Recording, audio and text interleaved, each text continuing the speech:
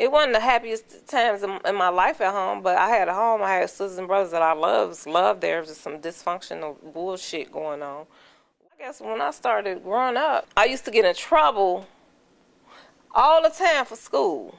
Something at school I got in trouble for. It's always something at school that I got in trouble for. And then I probably was, kind of bad.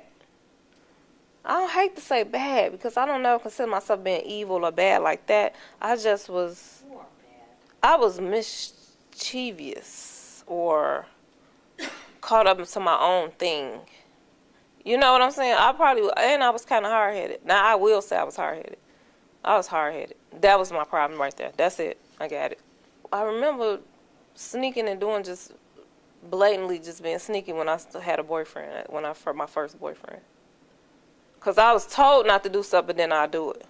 Like, you on punishment, you better not go outside. I'll sneak out the back door and go over his house. So stuff like that. You know what I'm saying? Like, you just going against the grain now. You're not even acting scared no more. Okay, now. That's when stuff becomes a problem. I was a normal teenager. I had issues on top of being just growing up, though. It wasn't the happiest times in my life at home, but I had a home. I had sisters and brothers that I loved. There was just some dysfunctional bullshit going on while we was in a major way. When I look back, my mother was just carrying it all. She didn't drink, she didn't smoke, she didn't gamble. She carried all of this soberly. My mom never did none of that stuff, raising children. So that's amazing to me. I actually love the motherly mother that I have. Was she perfect? No. But everything about her, the good outweighs the bad. Like, if she did anything wrong, I would probably not remember it. You see what I'm saying? Like, when I think about her, I'm overwhelmed with love. You see, like, I could talk about some instances of some stuff we've been through or whatever, but am I hurt by it? Absolutely not. I'm not tied up in my emotions about it because I understand my mother. I understand her. I know where she came from, what she been through. And we both was getting through this life when I was growing up. And when I think about my mother, I think about love. And somebody that tried to discipline me. She tried to instill that in me. Nobody else was going to be able to do that. And if it wasn't for her and it was a hard work with me. But if it wasn't for her, I would not have whatever principles and standards that I do have right now. That wouldn't have never happened. My father, he was a street dude. I always wanted to be just up under him all the time. Every chance I get, I want to be up under him. He lived across the street from me. He pimp hoes. He beat women. He get them to get out there and do shit for him, you know, selling their bodies and. Yeah, I seen it happen. I was watching this. I was watching my daddy pimp hoes. I've seen my daddy beat a broad down. Yes. Like she was a dog. Like she was a mutt. Because nowadays they take care of dogs like they people. She was that's how he treated them. And just wasn't good at all for women. It was just bad. But he loved me and he never whooped me. He loved me and he never whooped me, but his addiction was so bad to the point that he did steal from me before. He stole money from me one time. And I was hurt behind that because he never, I didn't never expect nothing like that. I always thought I was a special case to him. But that made me feel normal like everybody else. That made me feel like you'll do this to them, you'll do it to me. I was hurt behind that because I don't care what he did. I always felt like he wasn't going to do me like that because I'm his baby girl. I was about 15 or 16 years old. I can't remember exactly the age. But that was during the period where I was loving to go over my cousin Squeak's house and all of that was going on over there.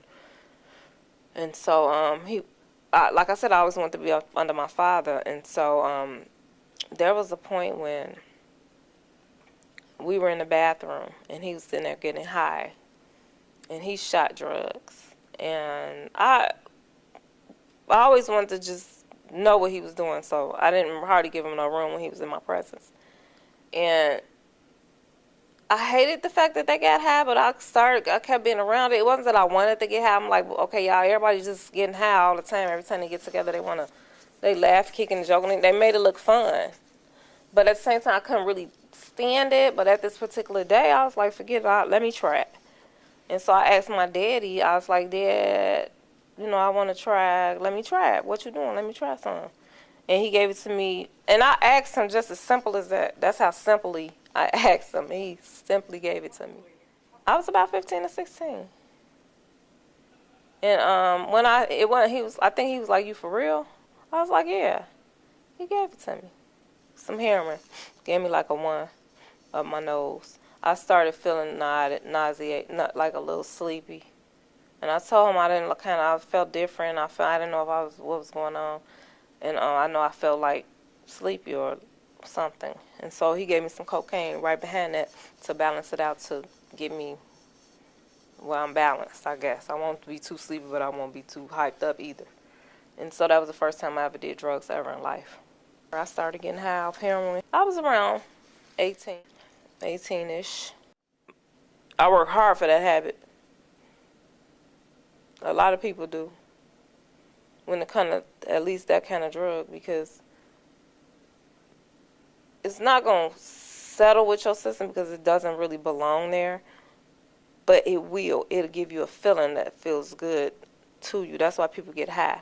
You might have a different, like I threw up. That was my bad reaction. But that didn't stop me from getting high because that's how much I felt good.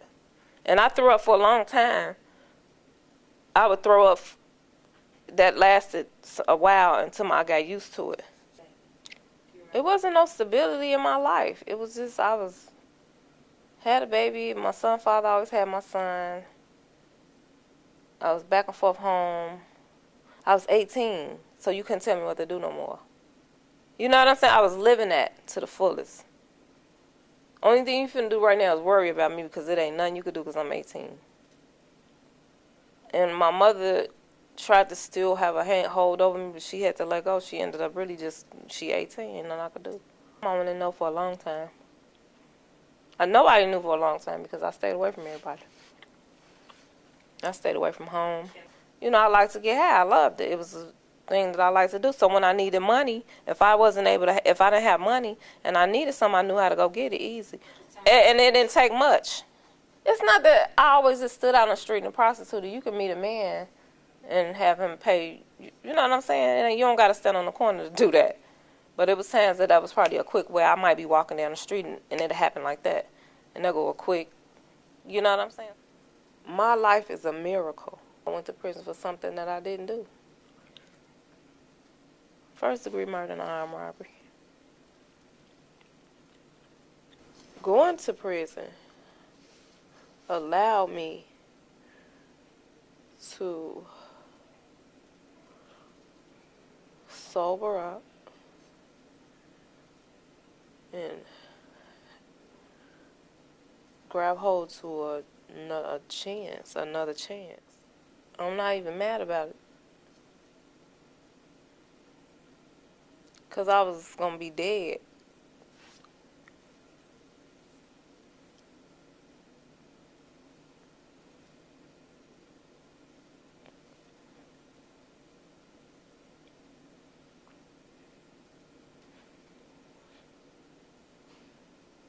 I'm never going to stop getting high.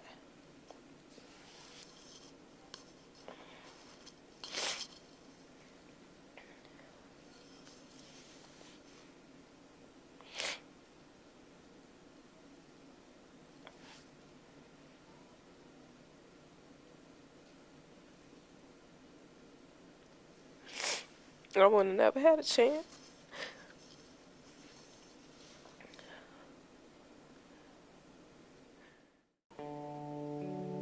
And the reason why it's a miracle is because my situation and my circumstances is very unusual. And it ain't that I'm the first person that went to jail for something they didn't do, or I'm the first person that signed a statement and I didn't do the crime and all of that. My life is beyond all that. I don't know why, but the miracle in my life that they was praying for, people pray Ooh, open the doors, Lord. Praise you, Jesus. Let the miracle happen. And that miracle that they praying for is a certain tangible miracle that they're waiting to see. Physical. You understand what I'm saying? But the miracle that they was tarrying for and praying and fasting and whatever, all those things that they was doing, was he was hearing their prayers, but he was doing it another kind of way. And he did that by rehabilitating me. I ain't relapsed since I've been home. When you go through what I've been through, you relapse, and you are worse. I haven't relapsed since I've been home. I have went to school. I have became a professional, and I'm moving forward. My steps are not perfect right now. And the steps are kind of probably not as fast as people think that they should be. But it's showing evidence of good things. You understand what I'm saying? Moving forward, but at producing at the same time. And I done made mistakes, but it ain't had nothing to do with no drugs. So, the miracle was going to prison and not losing my damn mind in there. Okay? Not dwelling on stuff that happened to me, but coming to terms with it and gaining the understanding and forgiveness for stuff that happened to me. It ain't nothing like your soul and your mind being free. Because you can be out of prison and be locked up worse than people in prison. So the miracle was that I went to prison for something that I didn't do. Absolutely haven't seen it. It's crazy that I ain't seen nothing like that happening. I ain't never seen nobody get killed in that manner in my life. I ain't never robbed nobody. I never was after people like that. I was only out to make myself feel better. And I never knew I was not a cutthroat person. I was not raised with that type of mentality to hurt people, but it was easy for me to get money because men made me know that it was easy to do that. And why should I don't need to rob nobody? So the miracle was that I went to prison and didn't become bitter. I didn't lose my mind. I didn't become bitter. I haven't been angry. I went and I utilized that time to go to church, to exercise. I just utilized the time. I started focusing on how can I become better? How can I become a better person? So it was a time for me. And I took the time and I did it. Because a lot of people let their time do them. And it's not I'm finna let the time do me. They just can't find no serenity because they stirred up on the inside because of either they in there for what they guilty for what they did or they not. So my miracle is I went to prison and had a unique experience. Unlike a lot of people go to prison and just have an experience, whether it be a bad or a very bad one. I was just experiencing life in another kind of way because life is life wherever you go. And they was praying for that and didn't know it. I walked up out that prison with none of the madness. I'm not mad at nobody. Why you ain't gonna go fight the system and you was innocent? For what? What I'm gonna fight them for? Whatever my future holds for me, and I don't know what it is at this point. That system ain't gonna hold it back. What I need to fight them for? I win.